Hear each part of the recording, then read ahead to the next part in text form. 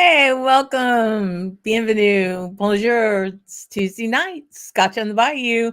Great to see everyone in, and we're going to have another fun Tuesday night talking about whiskey, reminiscing about Scottish Alba, the trip from this past year, this past summer, and talk about some sherry bombs, Speyside, of a distillery that, you know, we see some of here in the States, but certainly not the full breadth of what this one distillery comes up with.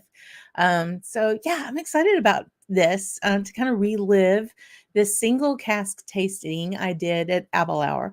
And yeah, it's gonna be fun. It was very surprising, I have to say. Got a good group of folks in already, so I want to say hello to everyone and see who all has jumped into the chat tonight in Loch Ness. Yes, hey friends, great to see you here.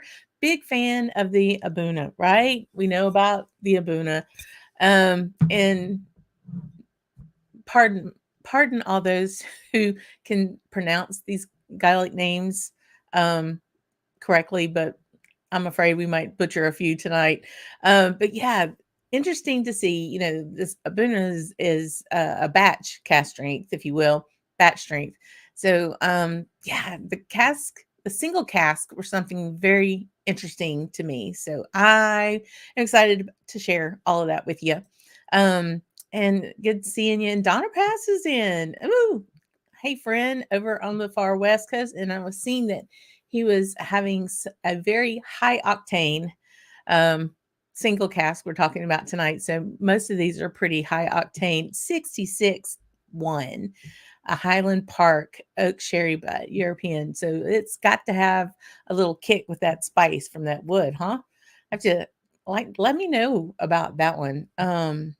So a 10 year. So I'm guessing, Donna, let me know if that is an independent bottling or if it is from Highland Park, because that sounds quite interesting. And cast strength's hard to find from those guys for sure, unless you can look up on an independent bottler. Um, Great seeing. Hey, Mo's in. Good to see you, friend. Thanks for being in. And Jennifer is here. It's going to be a good day when you start texting each other at like 8 o'clock in the morning. That's awesome. Hey, Whiskey Franco Martin's here. Hi, friend. Let us know what you're drinking. I know you have a whole lot going on, and yeah, and you got to do this really cool thing with Boulder Spirits. I was seeing, got to take a hike and learn more about their new offerings. So I don't know, whiskey and the Colorado mountains just sound like a really good combination. So check out his Instagram if you are not already. Again, we'll make sure everybody sees it's the Whiskey Franco. Catch up with him. And this lovely lady, hey, Stacy, great seeing you. And I'm super stoked because she's going to be on in a couple of weeks. We're going to have a little bit of a theme in the next month or so. And we'll talk a little bit more about that. But she's going to help round out some of the offerings associated with this, I'll say, very patriotic theme. We'll kind of go that way. Yeah, great seeing. And this guy, he's got his bags packed. We're going to start singing Rocket Man right now. Gregor is on his way. He's on his way back to Scotland. Let's all live vicarious through him. That last bit isn't for public knowledge yet, boo. Oops. But yeah, we're all kind of making plans, trying to get back, maybe, Sora. So just have a wonderful time. He's meeting up with his buds, and they're gonna have a fabulous time over there. And I know he's gonna be in Raleigh, so that to me, it's worth the whole thing just to be able to say that you're gonna be over in Raleigh. But yeah, awesome. And in the morning at 2:10 a.m. Hey, Andrew, great to see you, friend. Thanks for being here. I really do appreciate it. Bobby J is going from point A to point B, driving. Be safe. I love catching these lives when you're driving. We know you're here in spirit, but stay safe and drive those roads carefully, friend. we'll have some sips for you. And then when you get to your destination, you can have a sherry bomb and tell us all about it. Troopers in the house. Hopefully, are you on dry land? Or are you out in the middle of the Gulf? uh, Thanks for being here, friend. I'm so excited about all this. Oh, and hey, Matt, Whiskey on the West Coast is in as well. Everybody's got to be pouring a sherry bomb tonight, whether or not you have an Aberlour. And see, that was the thing. I always call it Aberlour, and it's Aberlour, I think. Anyway, we'll see there. You are still working offshore, trooper. All right. Well, we are going to have a dram for you. Actually, I've got basically 4 cast drinks, and one of them will have your name on it. So there. I don't want to keep you hanging out there on the rig.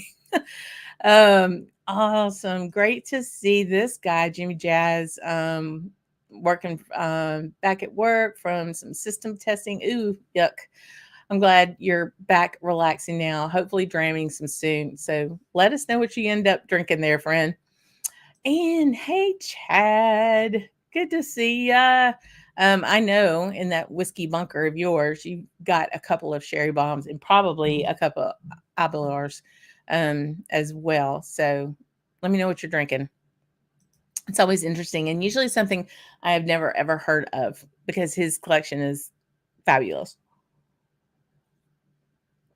So yeah, let's see who all else will catch up with chat here in a little bit. I do see Kathy. Hey Kathy, great seeing you. Thanks for coming in. So we'll just have a quick note about this. You know, we think about the Speyside region and think about all these big sherry bombs, and I mean there's so many distilleries in that area, and sherry is their jam, right? I mean, certainly there are bourbon matured and some virgin oak and some different wine cask and things like that. But Speyside's really known for their sherry matured whiskey. And when you think about a sherry bomb, you think, you know, Aberlour is one of those really big ones that you think about, specifically this gem. And I am ashamed to say this thing is still unopened, but we're gonna take care of that tonight. This is from 2017. It is batch 61. And the Abuna is something that we see quite a bit here. Let me do that so we can. There we go. But this particular one from 2017, batch 61 is 60.8%, and well, it's cask strength. It's really batch strength because these are vatted into different batches. This, and then there is also an Abuna Alba, ALBA, as in Kirkus Alba. That is an American oak. I've seen that here in the States. Those are your primary on the shelf here in the States that we see from Aberlour. That's from the distillery, not counting a signatory or, you know, some other IB. But these are the ones that you normally see here. And you don't really see a lot of their core range, at least not where I am, maybe in some of the bigger metropolitan areas. You might, and you sure don't see a single cask. And again, I'm talking from the distillery and not an independent bottler. So, should I open this up? I think so. So again, if you've got the one of these abundants, tell me in the chat. Ow, this wax. Tell me in the chat which batch you have, and I probably should have done this ahead of time. It may take me a little while. I'm trying to get this sucker off. I may or may not be able to do that. Let's see. While I'm doing that, let's go back into the chat and see who else is here. Let's see. Hey, George, just getting home. Gonna pour a dram. I know you got some good sherry bombs in there. Yeah, I don't know how the sherry would work, Trooper, with fried fish, but we could try it. Speaking of, I did a quick Instagram live this weekend from the camp, and I don't know that I can get this open. And I'm getting there. Ow, that hurt. So much for that nail. But anyway, Mark caught a 15-pound catfish. So if you haven't checked that out on Instagram, but we did I did a little live out there. It was so nice, such a nice night. There we go. I'm just gonna manhandle this, maybe.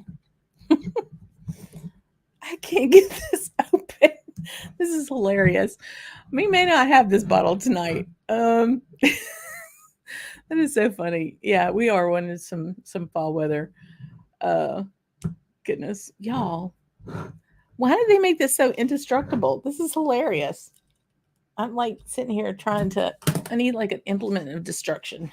Hopefully, I won't cut my hand open. Ha! All right. Oh, we're almost there. Hang on. Golly. Sucker's hermetically sealed. Of course it is, you know. But we're there. Almost there. I just don't want wax in my. Ta-da! Where there's a will, there's a way. Okay. I mean, that color. That color. Here we go.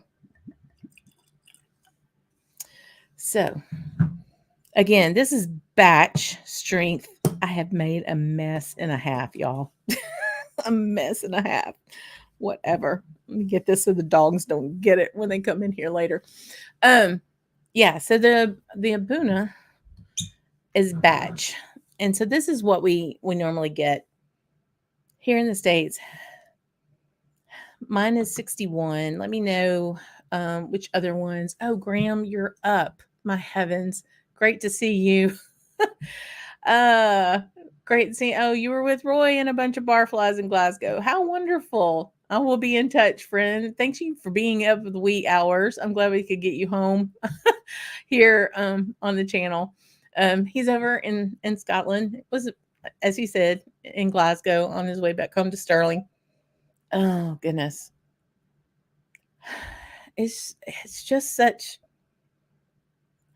a wonderful nose on this. And it's just, I mean, literally, you know, just poured, but it hasn't had a whole long time to breathe at 61%, basically. And I'm going to give it a minute or two. I definitely have some water on hand. Chad has, of course he does. You have batch 37. I can't even imagine. This is 2017 at 61. So what is that? Like, I don't know, 15 years ago, 10 years ago? Goodness gracious. It's great. So molasses has got some Old Pulteney Coastal. I'm liking it. It's very coastal. You know, salty malty brine. Love some Old Pulteney. Hey Mike, good to see you. Thanks for being in. We're just now getting into our Aberlour. Great seeing you. So Donner says the 61, you had it 2 years ago and you really enjoyed it. It's supposed to be a pretty tasty one.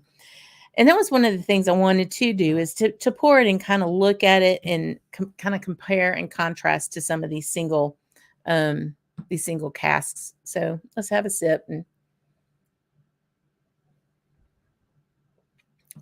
kind of go.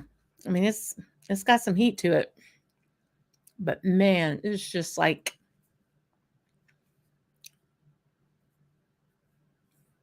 it gets a pop of almost what is that? Hang on.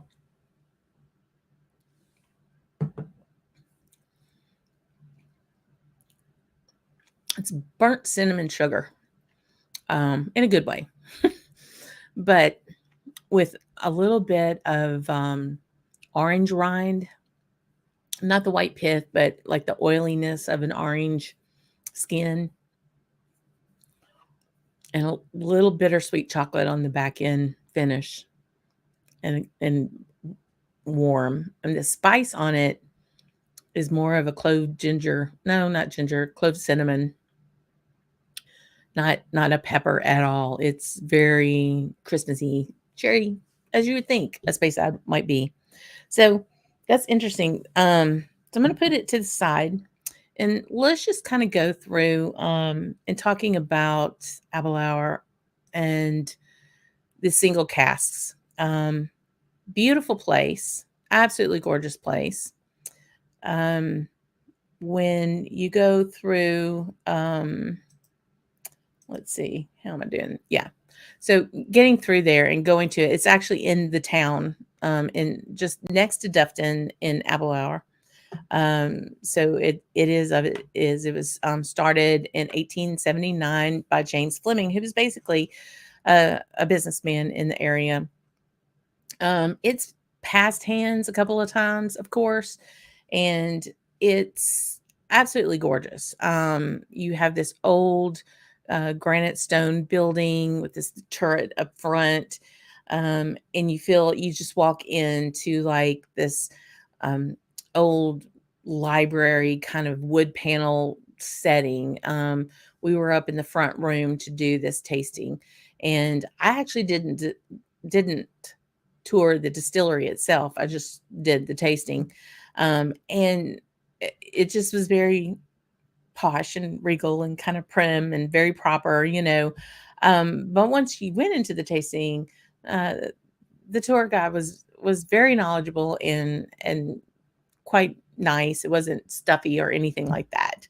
Um, there are two stones that are outside the front. This one is the Ushkavek, the water of life stone.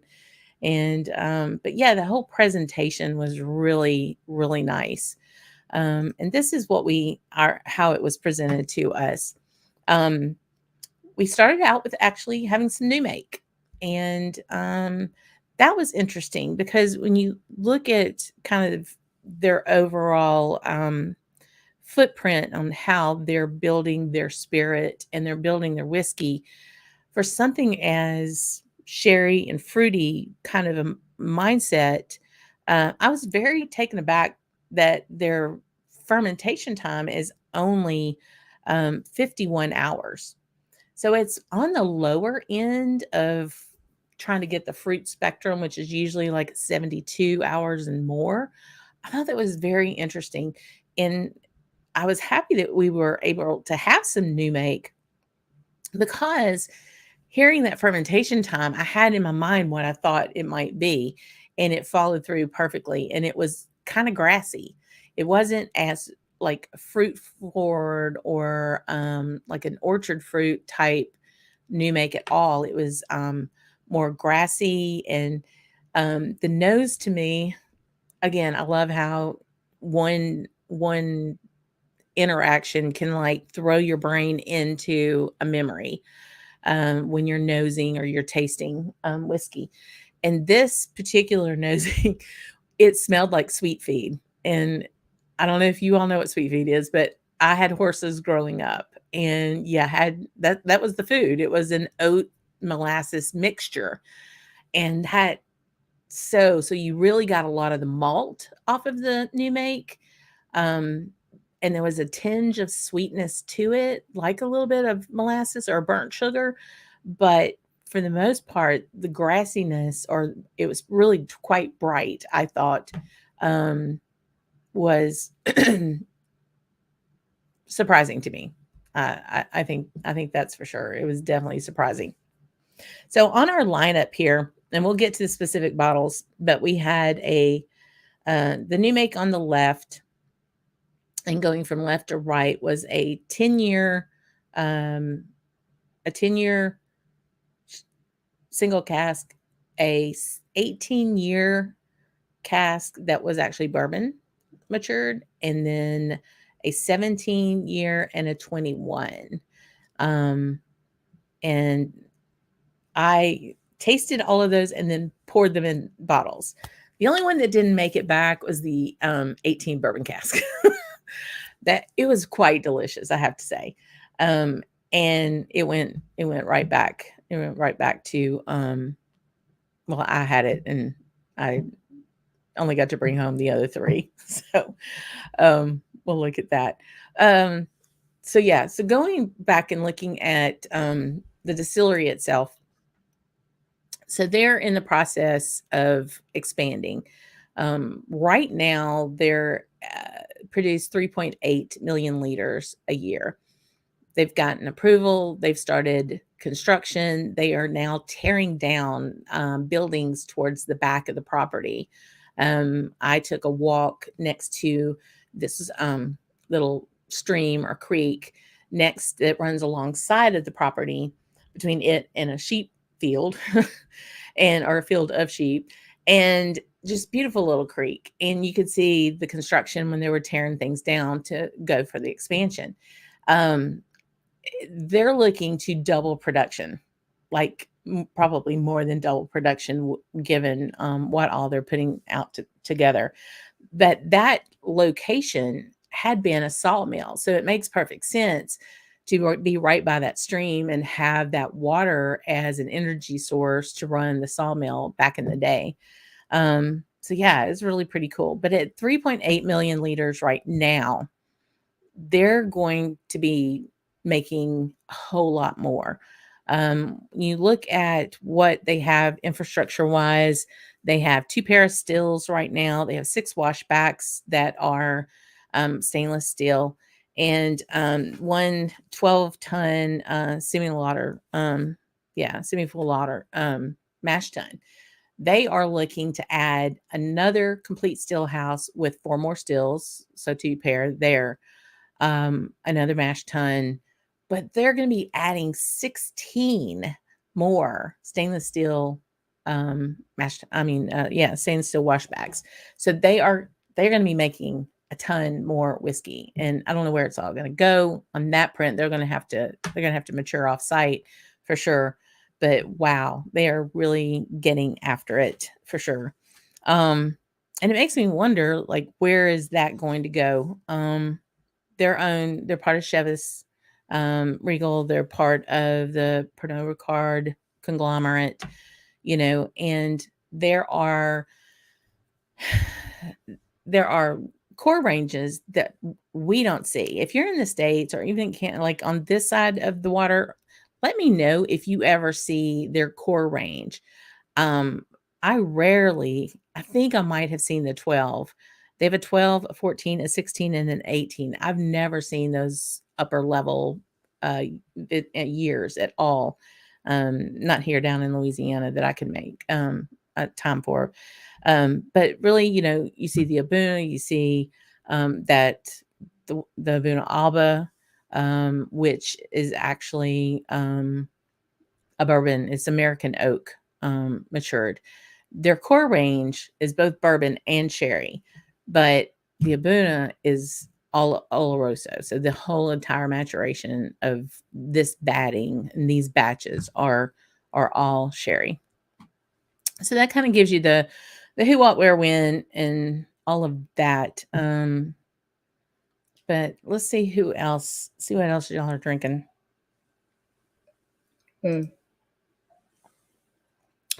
Oof, yeah.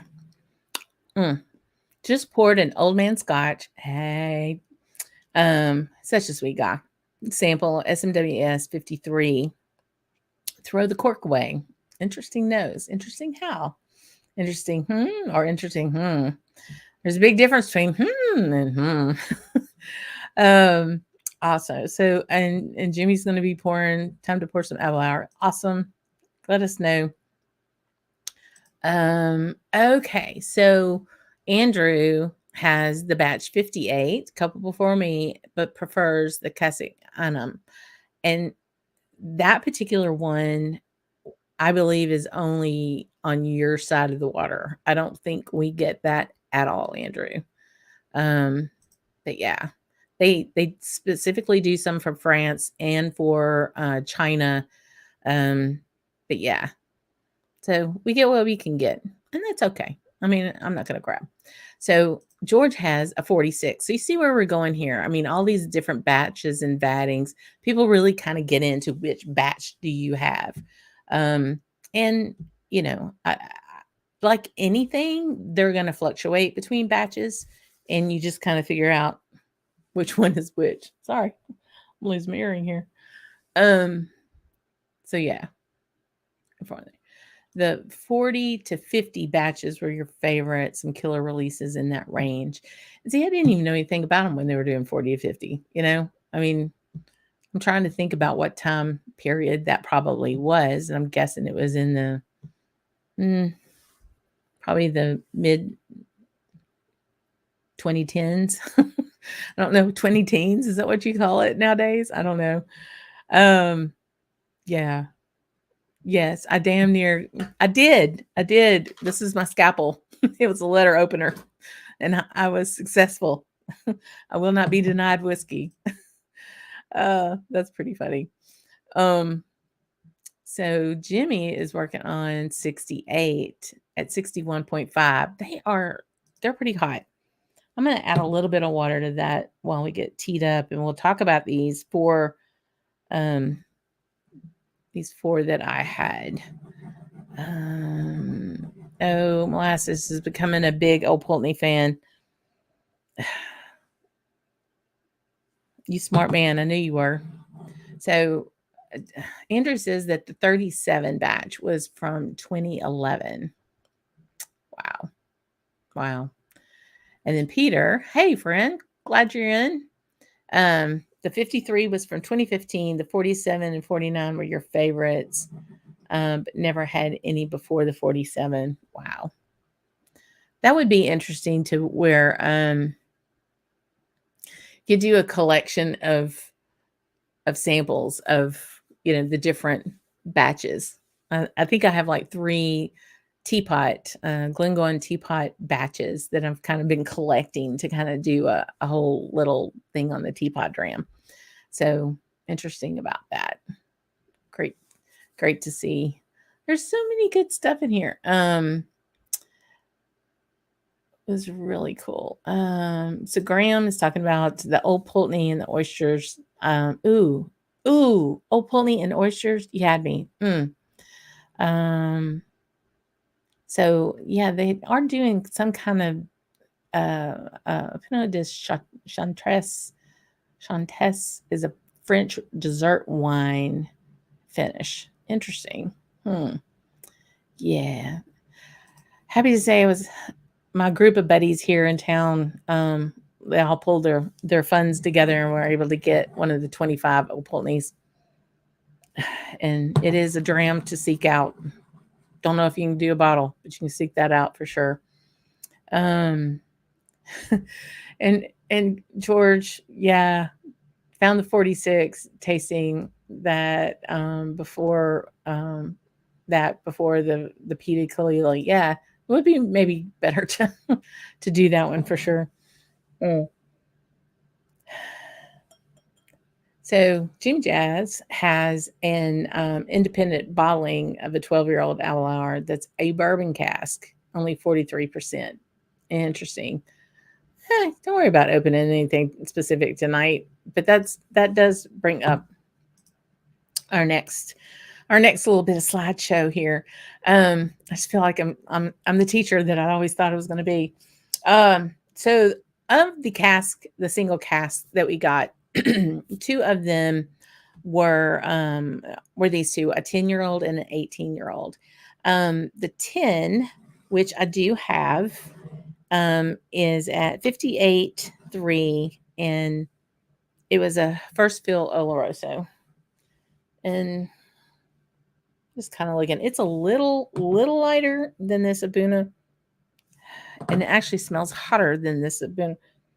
So that isn't one thing too. I mean, so the Abuna is non-age statement. Does anybody have an idea about the guesstimate of how old it would be? Because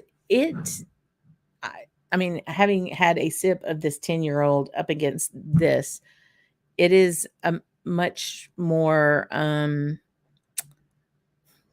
going to use the S word, but it is not as flammable tasting as the 10.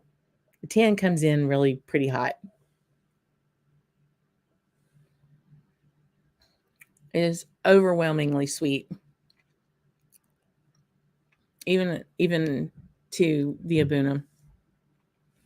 A lot, much denser sweet The finish is not near as long as the batch strength.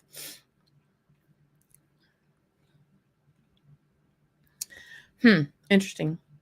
Um, it's interesting when you're in that setting and you kind of go through the whole ranking of everything, and then when you bring them back home in a completely different environment and what they're tasting like.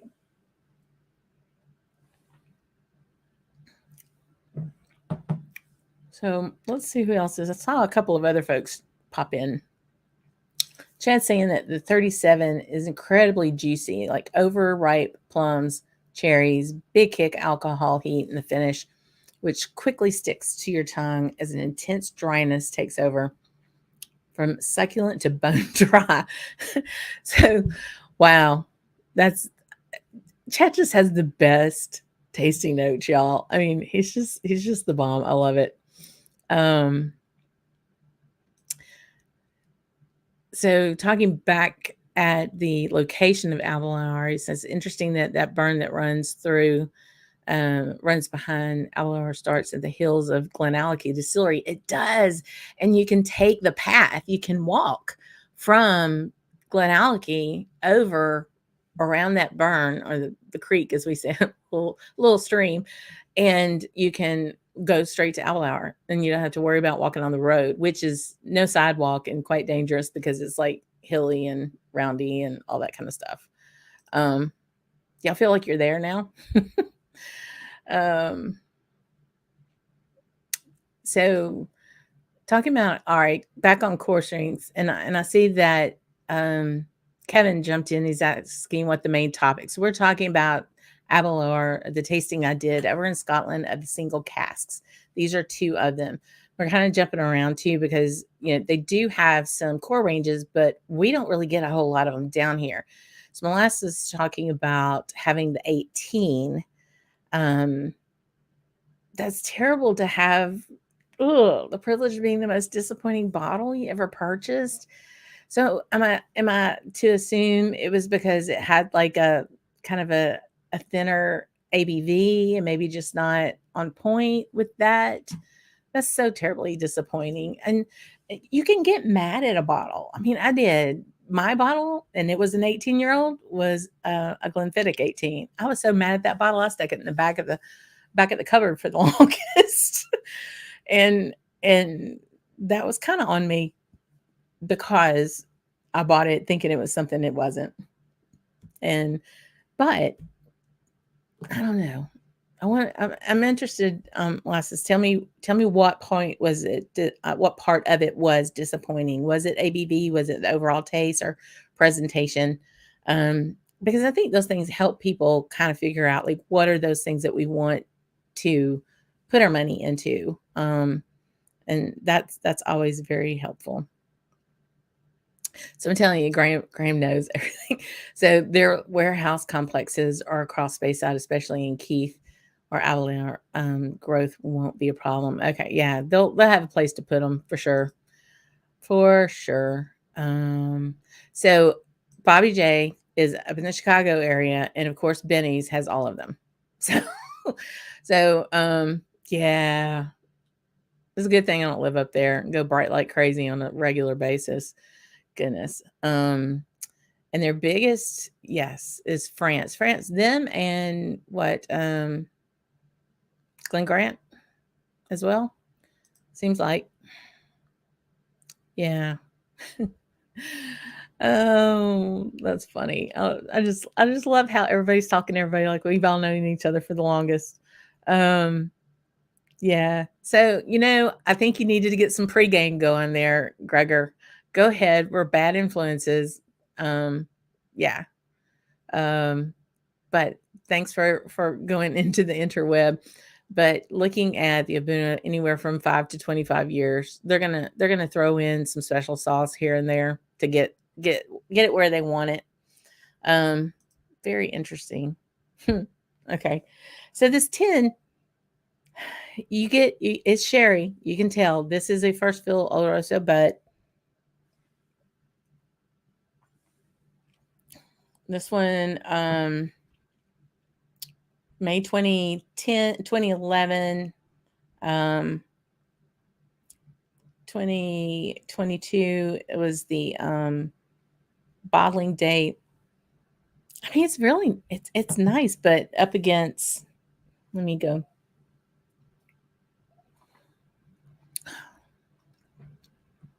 No, I'm liking that 10. It is a bit more rounder and isn't near as hot. And it's 58.3, so it's not too far off of this 60.1 for sure. Again, the 18 was not, it did not make the trip back. I think I ended up having the rest of it in a hotel or something. Not quite sure. I'm going to get through all of these and then I'm going to put a little water on each. But this particular one was second fill Hogs Head X Sherry. And it was very delightful. It was a big change from having the sherry, of course. But as I remember and as I wrote my notes down, it had more of a kind of like you would kind of think a typical honey kind of vanilla tinge to it. But I found it very balanced. Like, at least that's what my notes remind me to say, that it lasted, had a really good finish to it.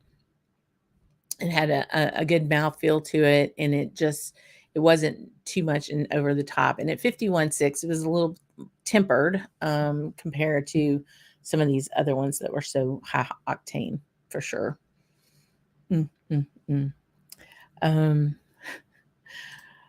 So then the big boys came out, and looking at these two, and I do have these, and then we just pull this back down here real quick. And then I'm going to hold these up and you can kind of get the idea. So this is the 17, which was a first fill. And then this is the 21, which is a second fill, both Olorosos. So not a whole lot of difference in the color. Let me put this back up there so y'all can look at stats.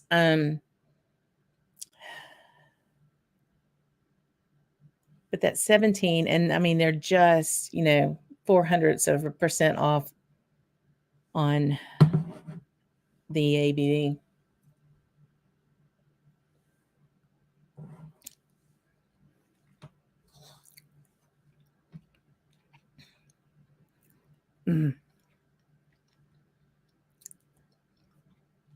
It's interesting.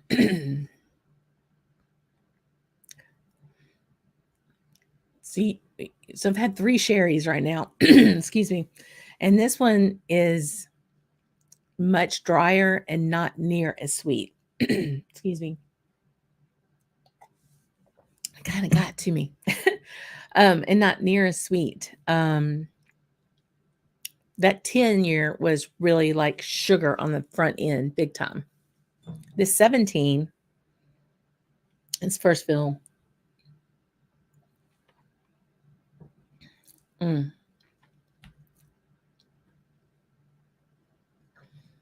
Yeah, just eases in. It's more of a kick of spice on the front end.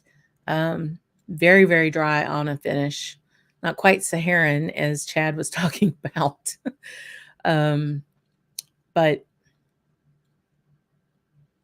very long-lasting finish. A little bit of bittersweet chocolate in that kind of umami, not quite a Mortlock meatiness, but it's got some tooth to it, as we would say down here. Yeah. So then the 21 is a second fill. And on the nose of this one, it's much more earthy than the 17. The 17 has a little more citrus on the nose. And the 21 is actually, it's a little bit more oaky and not quite lumberyard, but you can definitely get an oak tinge off of it.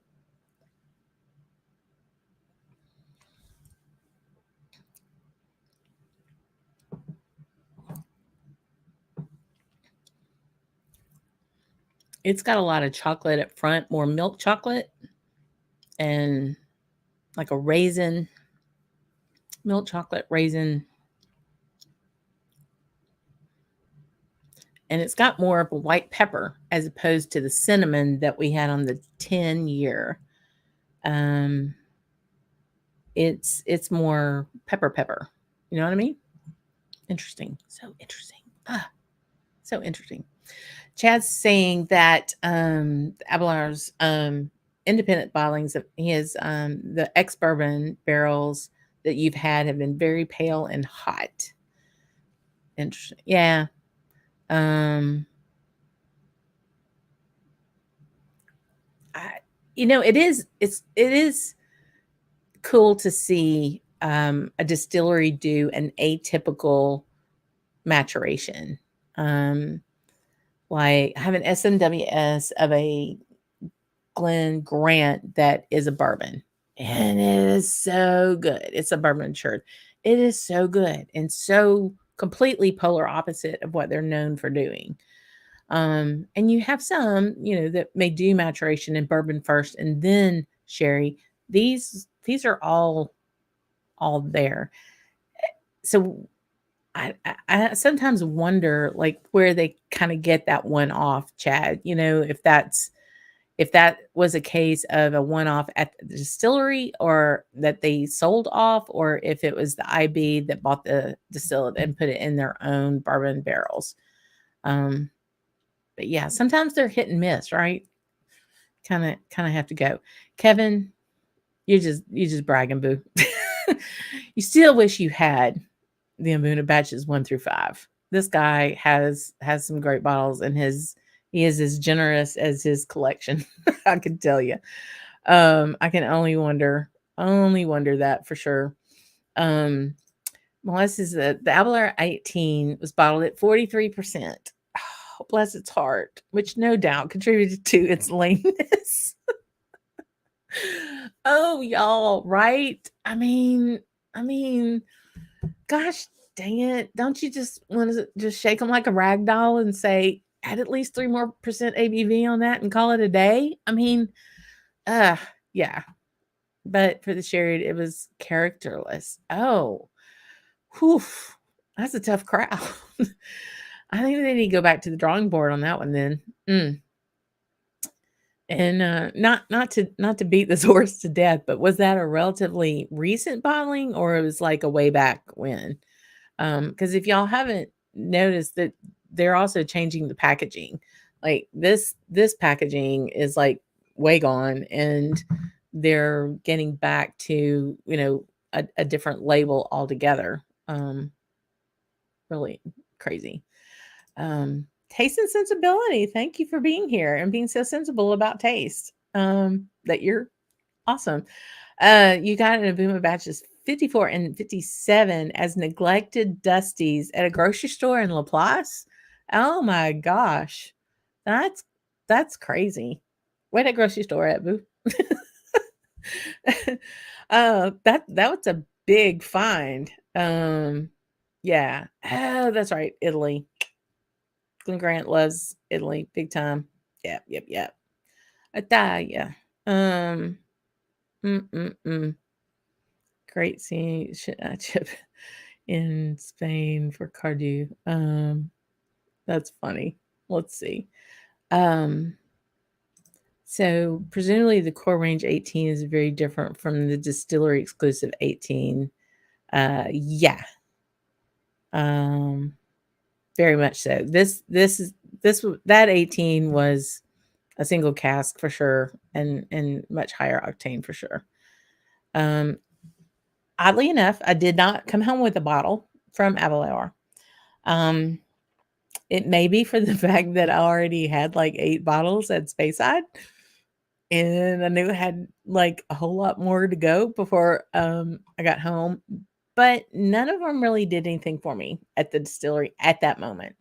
I think I'd like to take some more time and, kind of learn more about what they're trying to do. These single casks were very interesting to be able to taste And I'm going to actually put a little water on each of them now and just like see how much that has to do with it. So I have a little bit more of the Abuna. Leanne may be getting a little adorable tonight. I can still feel my mouth, so that's good. Aren't those Distillery Reserve collection bottlings either single cast or small batch? So you usually have more intensity. Yeah, you would think so. I mean, core range is going to be core range, right? And that was my whole premise.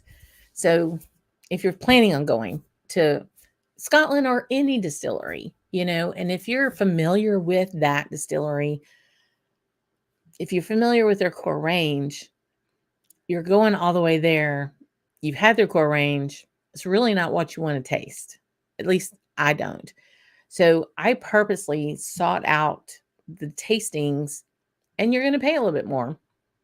But I sought out the tastings that I knew I would not have access to here where I lived. So we did I did this single cask tasting here. I did the warehouse tasting at Ardnamurchan and at Glen Scotia.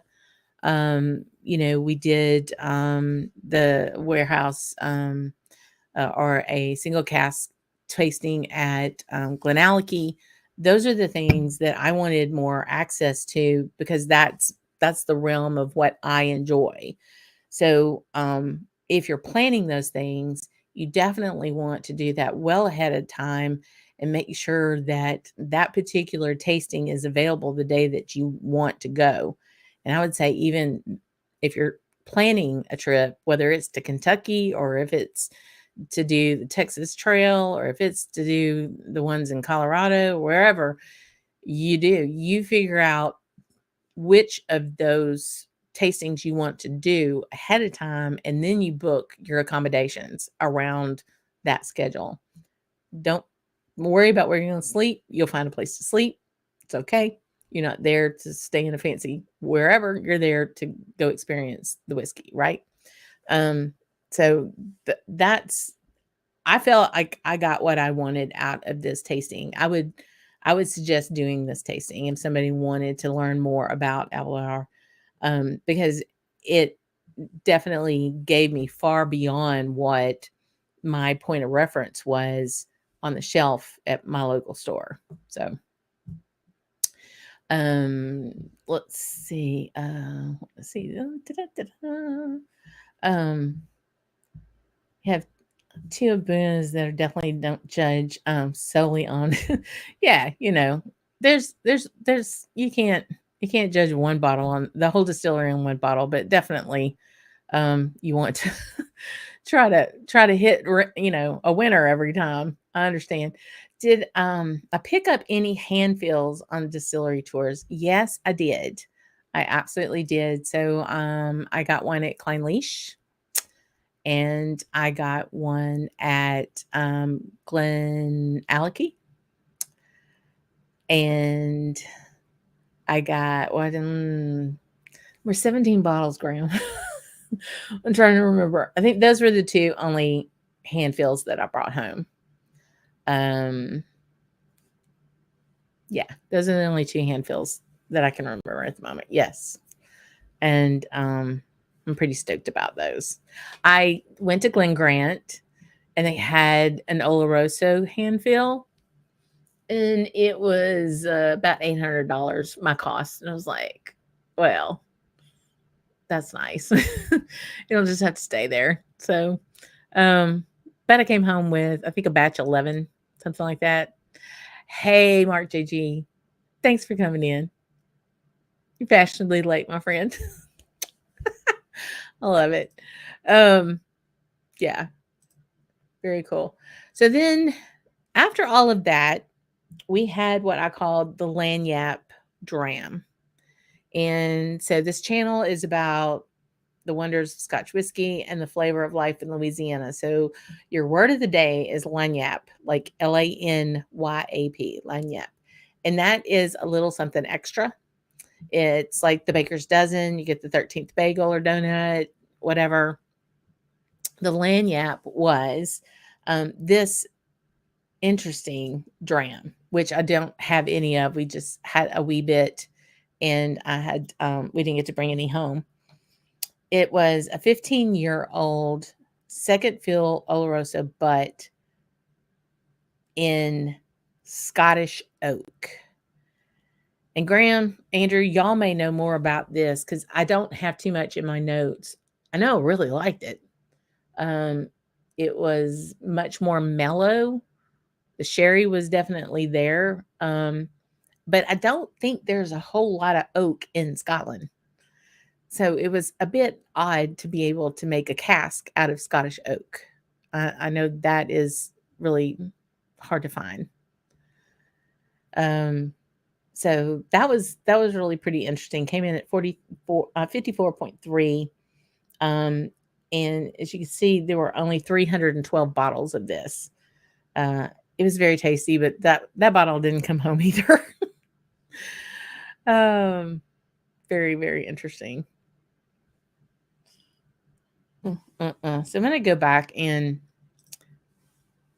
I put some water on all four of these. So we're going to see how much they've changed. This is that 10. We just have a wee little scoosh left.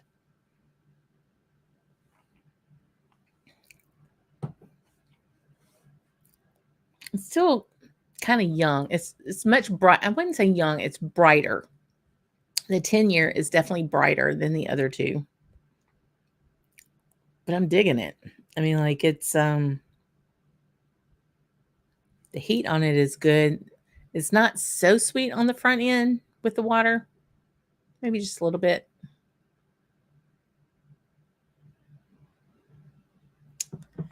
Actually, that was left over. Thank you, Graham, for catching me. Because the second fill Oloroso, that was because I copied and pasted from the other thing. Disregard that. Pay no attention to that part. Yeah, it was a virgin oak. Yeah, totally. So not any sherry in that. So let's go back and look at that and pay no attention to to this line. So don't pay no attention to second fill Oloroso, but that was from the previous slide, but it was Scottish oak. From April, golly, I can't see it. 27, 2007. Yeah, 22. But this gives you an idea of their new packaging. Cask finished edition. So this one's finished. I don't know. You know what? I don't know. I need to go back and look and see if I can pull some more notes because this is actually finished. It's not the whole maturation. So I have to do some more digging on that one. Anyway.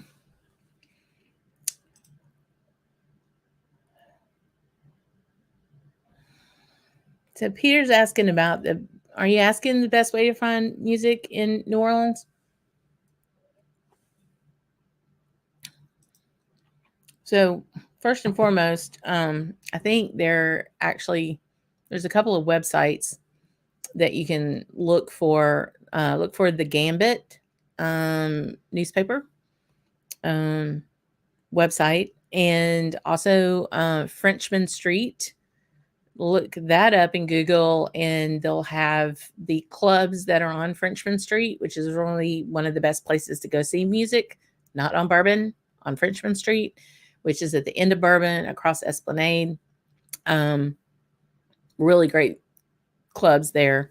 But that they'll have who's going to play where in which clubs. There's usually two sessions, like an 8 o'clock at night and then like a 10 or 11 o'clock at night performance. But yeah, check those out.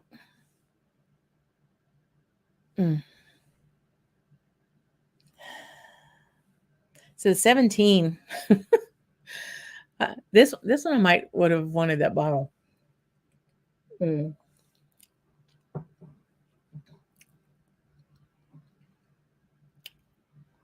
It got a little hotter. It was really good. All of them are pretty tasty. And the 21,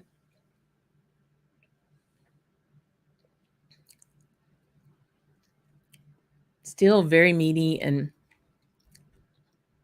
it got oakier on the with the water. Not off-putting, but definitely a little bit more on there. Um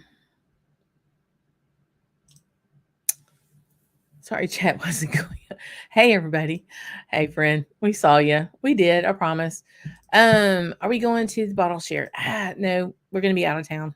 I'm afraid, but we do need to circle back because there's lots I need to talk to you about, Kevin. Lots. Big time friend. So, I'm going to see what other notes on here.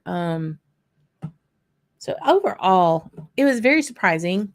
Um, I'm kind of in the ballpark with molasses about, I don't know how much of their core range I would like to maybe kind of dive into. If somebody had one and I could try it, I think that would be fine.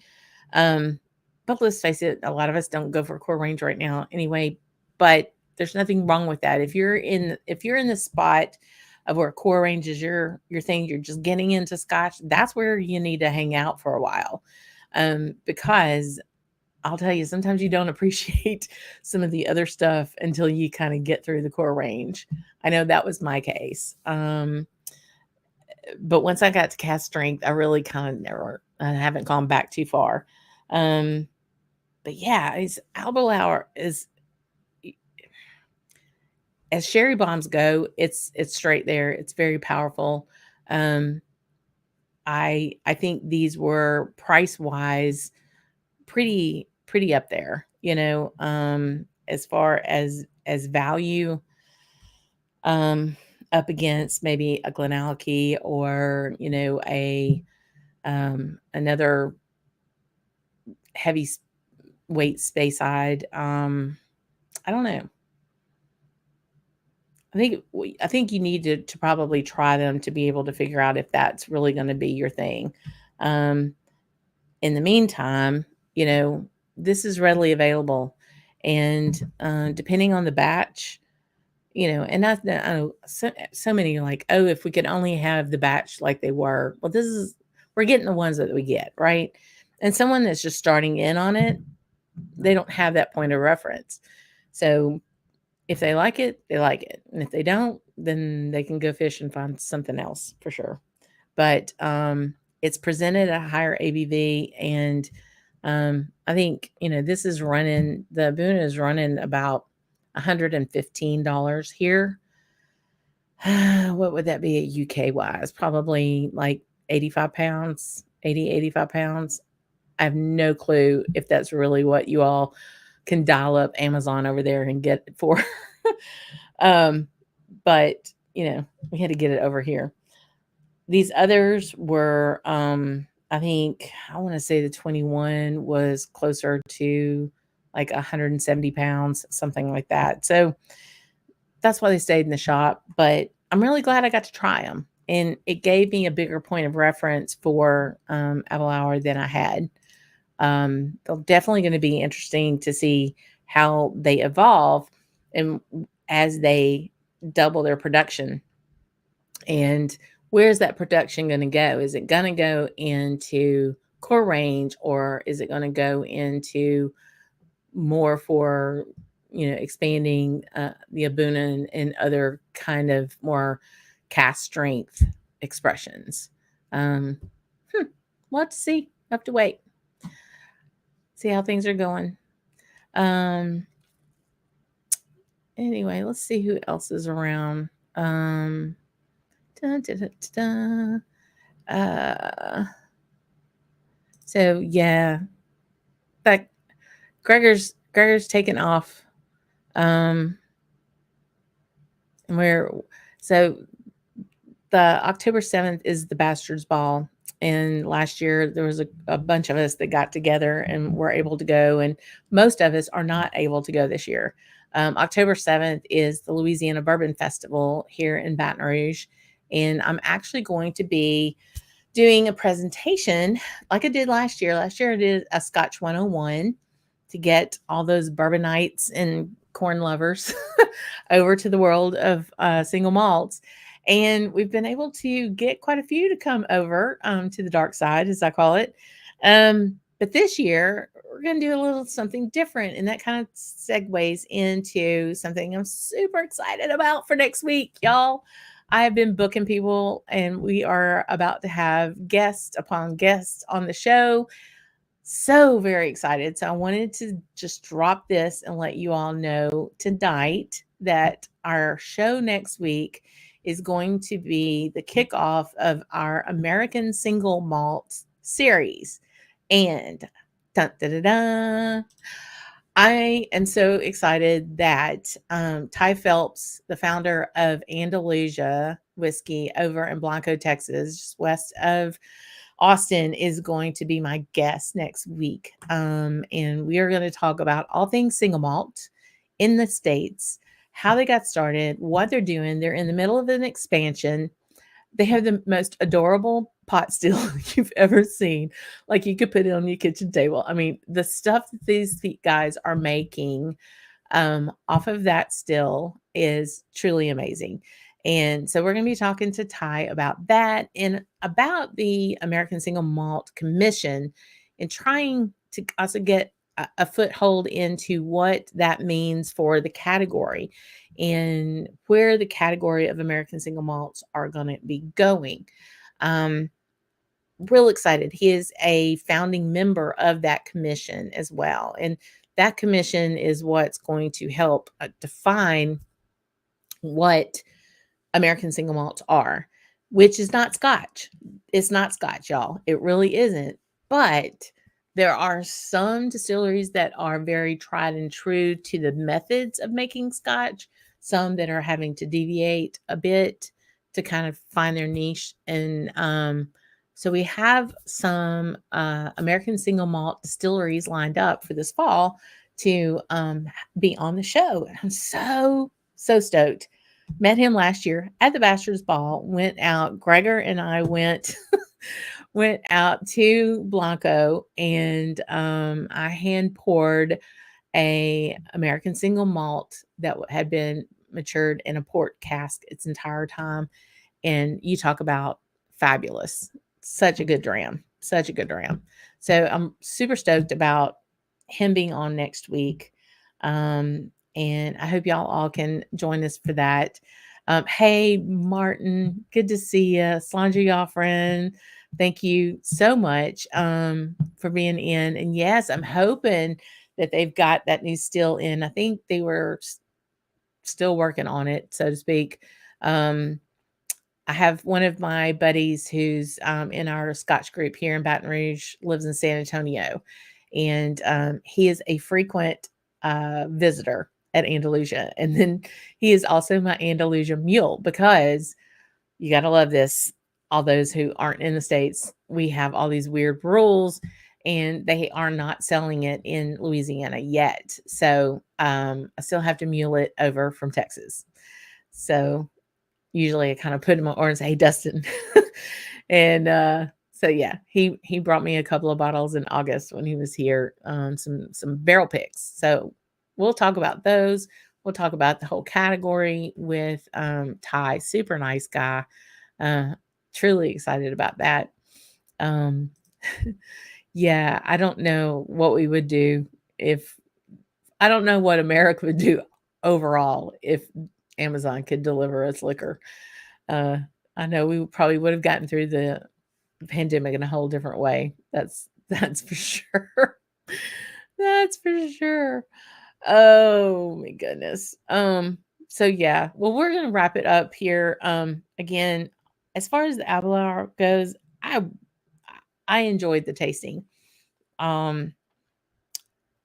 We're gonna get eventually to the Gordon and MacPhail, which I have to say was like the bomb.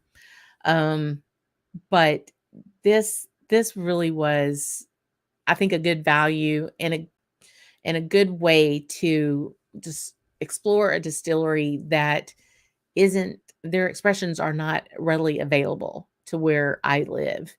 Um, and it was good. It was good. Good work. Interesting to see what they're going to be doing with their expansion. Um, yeah. So taking that, and then next week we'll be going to American Single Malts, and so that is going to be a fun ride. And Camp Drammers, I want to tell you how much I appreciate the support. I'll be putting a video out in the next week or so to give you a sneak peek about what all I have lined up and booked through November. So we have some cool stuff coming up. Yeah. So guys, gals, thanks so much for being part of this wonderful ride that we're having here. And I will see you all next Tuesday with Ty talking about American single malts, Texas style. I'm gonna have to bring out my Texas accent where everything's real long eyes, not white, right, light. See y'all later. Slime to y'all.